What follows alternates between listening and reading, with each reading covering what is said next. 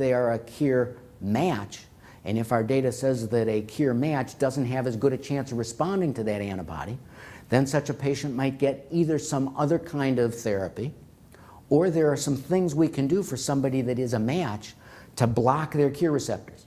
There's a separate monoclonal antibody that's being tested that paralyzes the KIR receptor. So for somebody that is a match, in theory, we could give that antibody to paralyze their KIR receptor and then give them anti-GD2 immunotherapy in order to get the effect. But we would still need to do that genetic testing to determine who's who. Is there a percentage at this point? You said there was some interesting research, but you didn't say necessarily like what the numbers are as far as like, you know, that you're finding so far as the mismatch versus the match. I think the most comprehensive study of the role of that in the sense of neuroblastoma immunotherapy is very nice work that came out of Kathy Schu's lab at Sloan Kettering.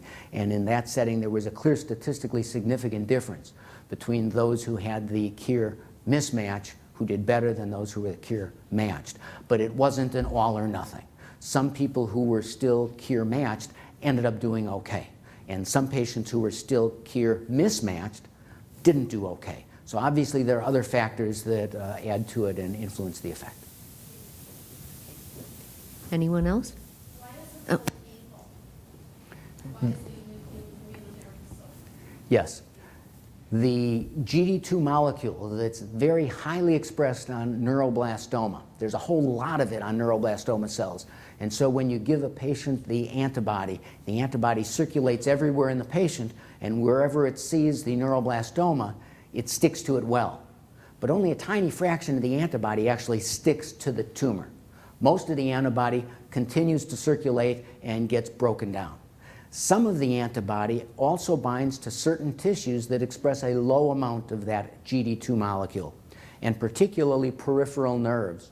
For reasons we don't quite understand, it seems the peripheral nerves in the abdomen and in the lower extremities have more GD2 than the peripheral nerves higher up in the body.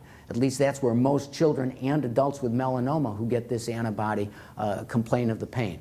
So the antibody binds to the nerves, particularly the pain fibers, and that's why children experience pain without experiencing as much difficulty in their ability to move or sense other things. It's the pain fibers that have the GD2. The current hypothesis is that it's not only the antibody binding to the nerve fibers, but it's the antibody activating complement, which is that molecule I talked about that can poke holes in certain cells.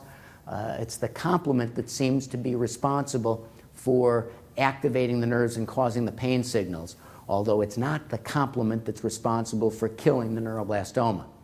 And so that's the hypothesis behind the antibody that's being tested at St. Jude. Their antibody recognizes the GD2, it can kill the neuroblastoma cells, but it doesn't activate complement, and they've been able to show in a rodent model that they can give this antibody and actually get less pain in a rat with this antibody that has the inability to activate complement. And so the hope is that we'll see that benefit when it's tested clinically. Is that it? Thank you, Dr. Okay. Sondel. Thank you.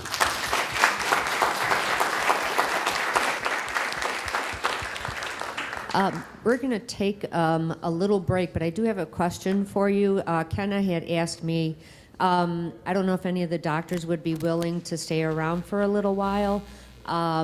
She was going to put a movie on for the kids at around 3 o'clock. Uh-oh, is that me or you? Oh, that one. She was going to put a movie on for the kids because we have the room till 5 o'clock. Would the doctors be willing to stay around and just kind of maybe mingle and answer questions, or do you want to go get your kids and relax for a little while? So, because the pool party doesn't start until about 6 o'clock, 6:30. Yeah, we're still doing that. Mm-hmm. Oh, okay, all right.